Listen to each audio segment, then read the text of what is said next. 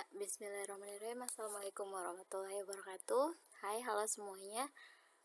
Oke, kali ini bahasan baru. Kita sudah masuk ke bahasan perilaku kesehatan. Nah, jadi di video-video sebelumnya kita sudah paham ya apa itu promosi kesehatan, sejarahnya, konsepnya, dan mengapa promosi kesehatan ada, dan apa peran dari promosi kesehatan. Nah, salah satu tujuan dari promosi kesehatan adalah perubahan perilaku atau behavior change. Nah, behavior change ini apa yang dirubah behaviornya, yaitu perilaku kesehatan. Jadi health behavior change lebih tepatnya. Nah, maka penting bagi kita untuk mengetahui konsep dari health behavior change atau perilaku kesehatan ini sebelum kita bahas tentang perubahan perilaku. Jadi kita akan bahas dulu perilaku kesehatan. Oke, sebelum ini adalah outline-nya yang akan menjadi pembahasan kita kali ini. Apa itu perilaku kesehatan, mengapa kita mempelajari atau akan membahas terkait perilaku ini. Baik ya, kita next ke pembahasan berikutnya. Perilaku ini dapat diartikan adalah suatu kegiatan, aktivitas organisme atau makhluk hidup yang bersangkutan. Jika Skinner menjelaskan, perilaku adalah respon atau reaksi seseorang terhadap stimulus. Stimulus ini adalah rangsangan. Rangsangan itu biasanya datang dari luar individu. Nah, perilaku itu dapat diartikan tadi sebuah kegiatan ya kan, aktivitas organisme. Nah, yang disebut perilaku adalah yang berulang atau berpola. Jadi kalau baru sekali melakukannya atau baru satu kegiatan, baru satu aktivitas, itu baru disebutnya aktivitas saja. Tapi ketika sudah berulang dan berpola, maka kita dapat menyebutnya itu sebagai perilaku. Jadi contoh begini, kita melakukan tindakan cuci tangan sebelum makan. Ketika misalnya di depan calon mertua misalnya, atau di depan pacar, biar kelihatan bersih ya kan, biar kelihatan hidup sehat, kita sebelum makan itu cuci tangan yang benar pakai sabun ya, sampai 5 menit misalnya ditungguin cuci tangannya kelar-kelar. Itu agak berlebihan. Nah, itu hanya dilakukan misalnya jika ketika di depan calon ibu mertua, atau di depan calon pacar, atau baru di depan gebetan. Hanya itu saja.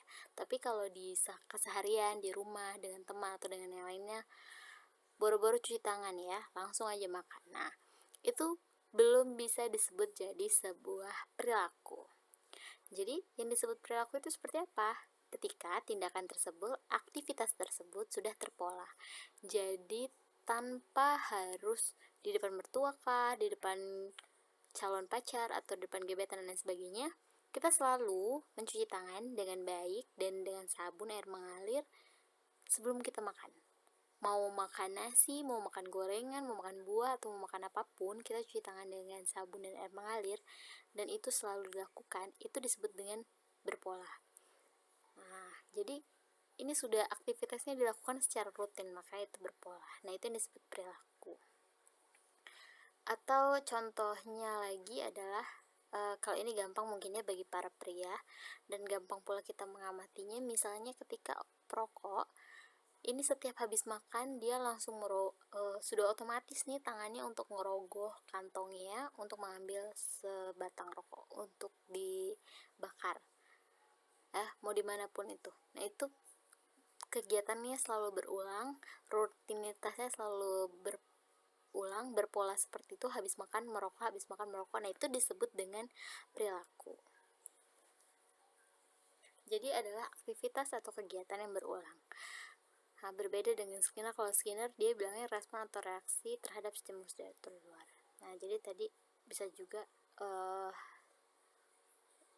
keadaan di rumah pacar atau keadaan di rumah calon ibu mertua ya, itu juga merupakan rangsangan dari luar yang membuat kita merespon untuk cuci tangan gitu. Kita mau menunjukkan nih jati diri SKM cuci tangan sebelum makan gitu. Nah, kita lanjut ya. Nah, tadi kita lagi ngomongin Skinner. Nah, ini adalah kerangka konsepnya Skinner. Dia dikenal dengan teori source, stimulus, organisme, respon. Baik, teori source ini akan memudahkan kita untuk memahami perilaku. Nah, definisi perilaku. Jadi, diibaratkan tadi si Skinner bilang kalau perilaku adalah respon atau reaksi dari seseorang terhadap stimulus. Karena stimulus dianggap adalah rangsangan yang berada dari luar individu. Nah, ini adalah stimulus berada dari luar individu. Nah, individu ini organisme. Ada sebuah stimulus atau rangsangan yang diberikan kepada organisme, kemudian di dalam organisme atau di dalam seseorang atau di dalam individu, stimulus itu diproses dan menghasilkan respon. Responnya ini dijelaskan lebih lanjut. Ada respon yang tertutup atau covert respon atau covert behavior, dan respon terbuka overt behavior, dia terbuka. Apa perbedaannya? Jika tertutup, kita tidak dapat melihat atau menilai secara langsung respon seperti apa yang dihadirkan si organisme tersebut karena suatu stimulus. Tapi kalau terbuka, kita dapat melihat, menganalisis, menilai secara langsung karena dia terbuka. Nah, jadi yang tertutup ini adalah yang tidak terlihat, berupa pengetahuan dan sikap yang ada masih di dalam diri individu tersebut ya. Sikap, keyakinan, belief ini termasuk respon tertutup. Jadi perlu pengukuran yang lebih spesifik untuk menilai dan mengukur respon ini. Sedangkan untuk yang terbuka yaitu berupa tindakan atau praktik.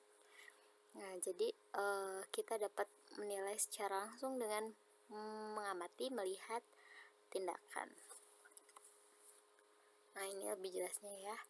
Jadi berdasarkan si teori source ini membagi perilaku manusia menjadi dua, yaitu perilaku yang tertutup dan perilaku yang terbuka. Respon yang tertutup tadi saya sebutkan ada pengetahuan, sikap, belief, value, dan sebagainya.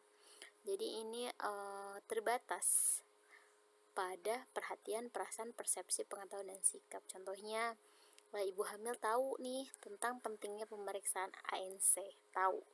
Itu berarti pengetahuan, dan dia yakin sebenarnya kalau ANC ini baik. Nah, itu keyakinan atau sikap.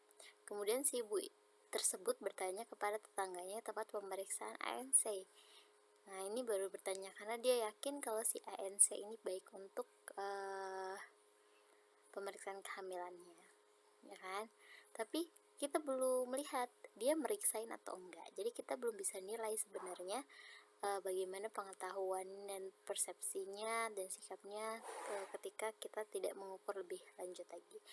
Nah, berbeda dengan yang open behavior atau terbuka, perilakunya sudah terlihat, tindakannya sudah terlihat. Si ibu hamil tersebut berangkat atau datang melakukan pemeriksaan ANC secara rutin. Nah, ini udah kelihatan jelas karena berupa tindakan, praktik, atau aktivitas. Jadi kita bisa langsung mengobservasi langsung. Nah, kedua ini yang akan menjadi domain dari perilaku. Jadi nanti domain perilaku kita akan temukan ada sisi kognitif, afektif, dan psikomotor. Kita lanjut dulu, ini masih tentang perilaku. Nah, ini tentang perilaku menurut teori fungsi atau CARS. CARS ini menyebutkan perilaku ini memiliki fungsi untuk menghadapi dunia luar individu. Kalau si Skinner dia bilang perilaku ini adalah hasil dari respon terhadap stimulus dari dunia luar. Sedangkan kalau CARS ini adalah perilaku ini adalah cara untuk menghadapi dunia luar, dan biasanya perilaku ini berubah untuk suatu individu untuk menyesuaikan dirinya dengan lingkungan dan sesuai kebutuhannya. Jadi perilaku ini menurut si CARS ini dapat berubah sesuai dengan intuisinya untuk menyesuaikan diri dengan lingkungan dan sesuai dengan kebutuhannya. Jadi ini adalah sebuah respon juga sebenarnya terhadap dunia luar, dan dia akan menyesuaikan bagaimana dengan lingkungannya dan kebutuhannya. Maka perilaku dengan lingkungan ini memiliki satu keterikatan atau saling mempengaruhi. Jadi di sini dijelaskan lebih lanjut bahwa perilaku ini memiliki fungsi instrumental atau untuk pemenuhan kebutuhan. Ya, jadi si teori Kars ini bilang kalau perilaku ini memiliki fungsi instrumental untuk memenuhi kebutuhan individu. Nah, jadi perilaku seseorang ini akan berperilaku terus berubah mengikuti sesuai dengan untuk memenuhi kebutuhan masing-masing individu.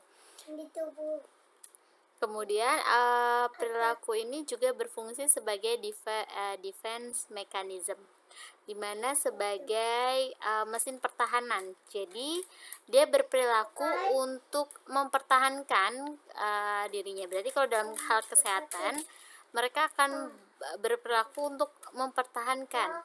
Nah, mempertahankan di sini bisa mempertahankan kesehatan, mempertahankan keyakinannya dan lain sebagainya. Nah, perilaku juga berfungsi sebagai penerimaan objek. Jadi menerima objek atau respon dari luar.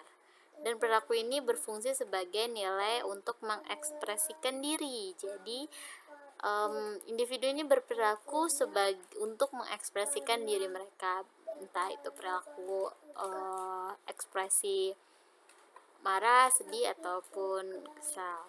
Nah, jadi yang kita bisa ambil dari teori Kars ini adalah